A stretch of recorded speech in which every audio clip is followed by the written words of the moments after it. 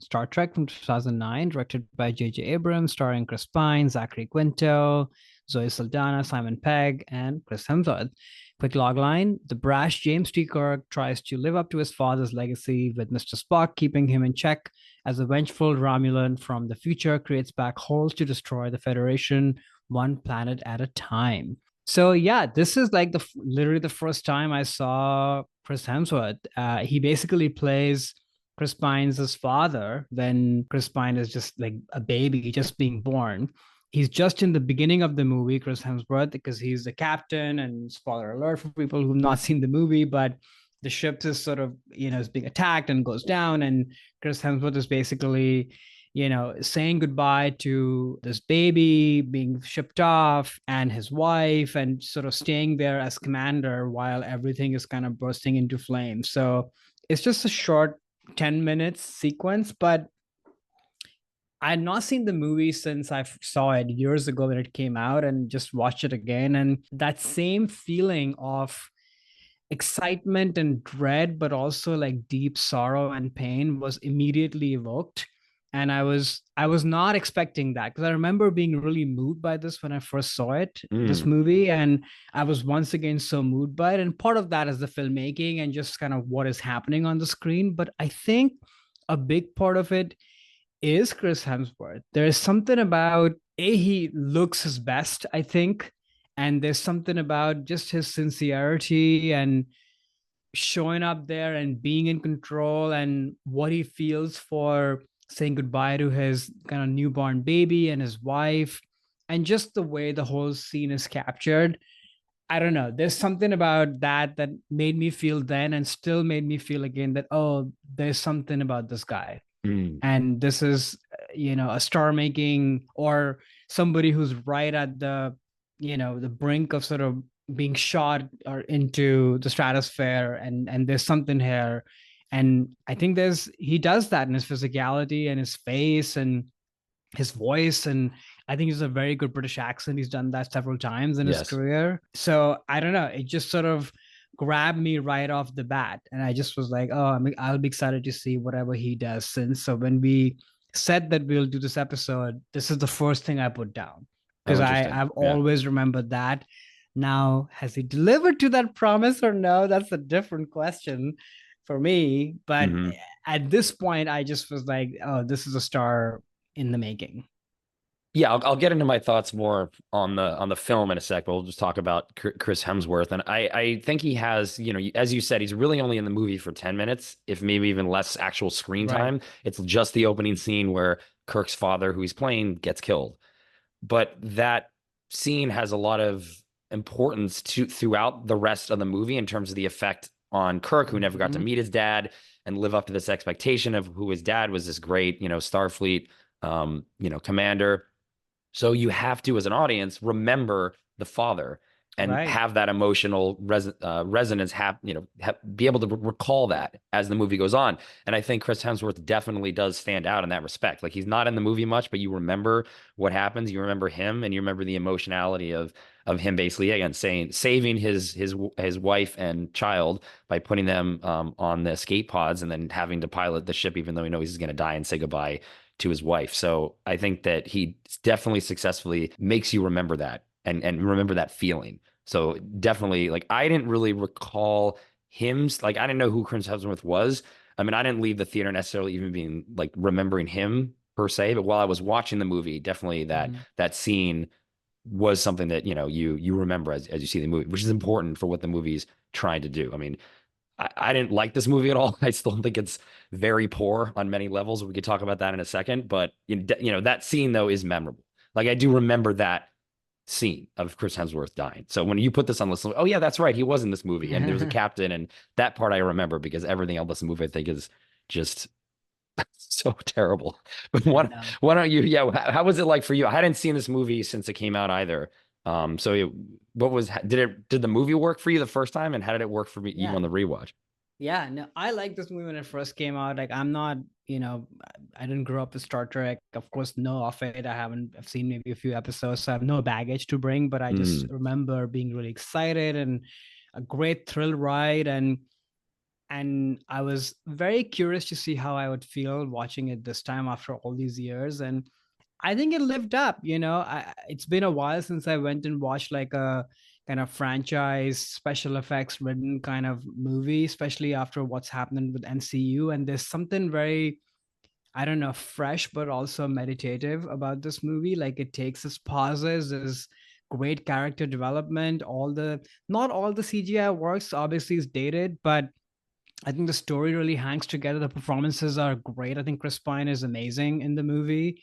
So is Spock, Zachary Quinto, and Zoe Saldana, and Eric Bana, though he's hamming it up and chewing a lot of scenery. But you want that from a villain like this, I think. And so I found it really entertaining, but also kind of moving. And I felt the stakes, That's the Mm. thing that you want in these movies, which are often never delivered. That's why I tune out in these kind of movies, but I was with it.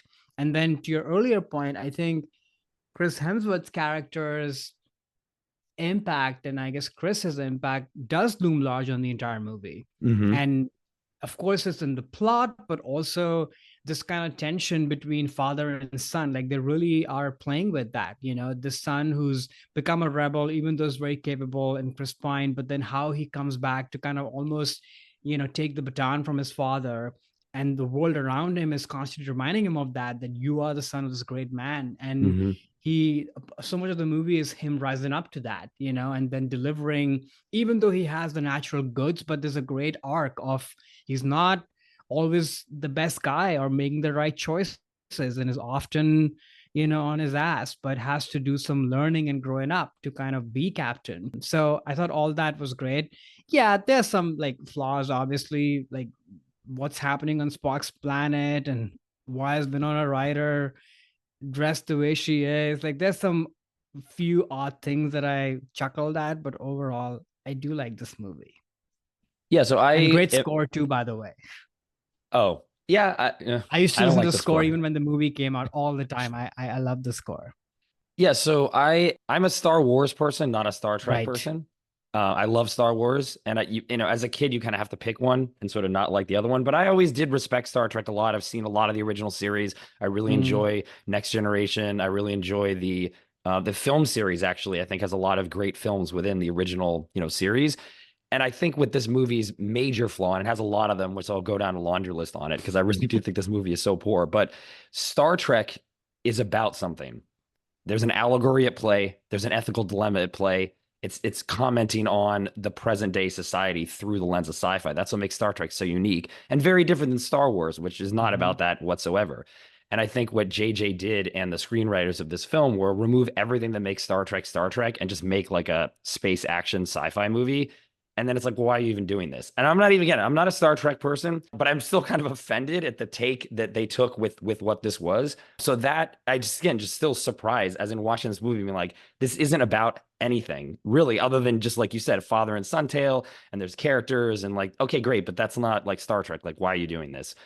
And I also feel JJ, he is a very good casting director.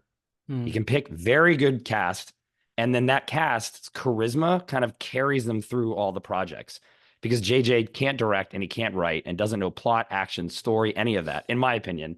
And this movie has none of those things work for me at all. However, the movie is still engaging because Chris Pine is so well cast.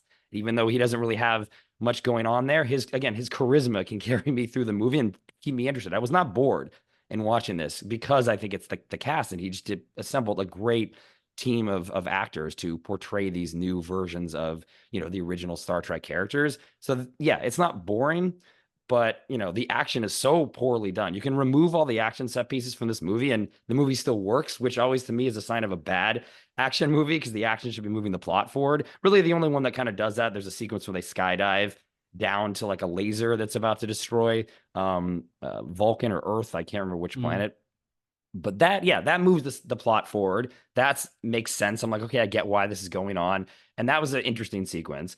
But all the rest of this stuff just feels like filler to me of like, we got to pad this thing because there's not much in this movie. So let's have Scotty go through a tube for 10 minutes or Kirk run away from this snow monster for some reason. It's like, okay, like I know what you're, padding the movie. And yeah, it's just so weirdly shot too. I think well, actually, we'll get into this when we talk about Thor. Thor has a lot of Dutch angles which the more I Right. see that movie, it stands out to me. This movie has like Dutch angles, but the camera's always like rotating.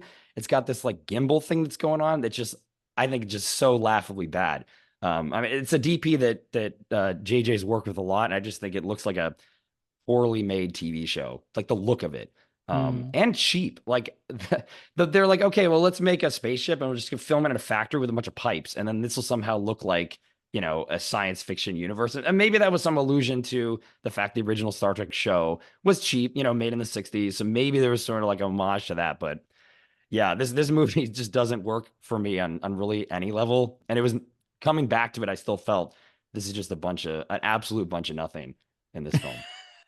Just the most forgettable thing. But again, not as a Star Trek person, so maybe I know this is, this reboot was very controversial amongst the Star Trek fans, and I'm not like Mm. necessarily with that, and saying with that in mind, because I'm not a huge fan. So I feel like I'd be a fraud if I'd say, oh, I'm so mad at the Kelvin timeline and I want the Prime timeline back, blah blah blah. But I Mm. just think the movie on its own just doesn't work for me. But it was fun to see Chris Hemsworth in it for 10 Yeah. minutes. And I do like Chris Pine. He's a good Yeah, actor. he's very good in the movie. I don't know. I I knew this that about you because we've talked about this years ago when this movie came out and you hated it back then too. So I remember that when I was rewatching this, and I don't know, I like it. And I think it actually does have a lot of this mind, like this thing of us as humans wanting to control time and wanting to kind of go back and erase things so that our present would be better, or there's a lot of that sort of stuff happening from all angles, like Spock is doing that, but also Ramelin is doing that. So I think there's some interesting ideas at play. Of course, I don't know the series. I don't know where this really kind of borrows all of its lore from specifically for this story. But to me, this actually works. And maybe that's what they were going for, sort of bring in the casual person as well, who doesn't know much about it. But I got the messages and I thought it looked visually pretty interesting. I wasn't, sometimes these things are quite laughable when you have like hat on a hat on a hat and a fisheye lens on a Dutch angle on a this on a that. Like, no, we don't. Yorgos is not in the building, which is good. So I don't know. I had a good time. But yeah, I can see what you're saying though. I think if people are used to a much more heightened sense of kind of reflecting our world and doing things in a more interesting way, what have you, maybe it's a more straightforward, franchise science fiction movie as opposed to something else. But I don't know. To me, it felt like, given what's been going on with the MCU, this felt so refreshing to me. I was like, oh, this is actually pretty engaging and fun, and gets the spirit, and you're involved, which is not something I would say about most of the MCU movies. Hi there, it's Alex. If you like the review and discussion Karan and I just had, make sure you subscribe to our channel, Movies That Shaped Us, to get full episodes. Every other Wednesday, Karan and I review a new release and then discuss 6 other movies made by that film's actor or director and how they shaped us. Subscribe right now or follow our podcast on Spotify or Apple Podcasts via the link in the description below. Hope you join us for the journey.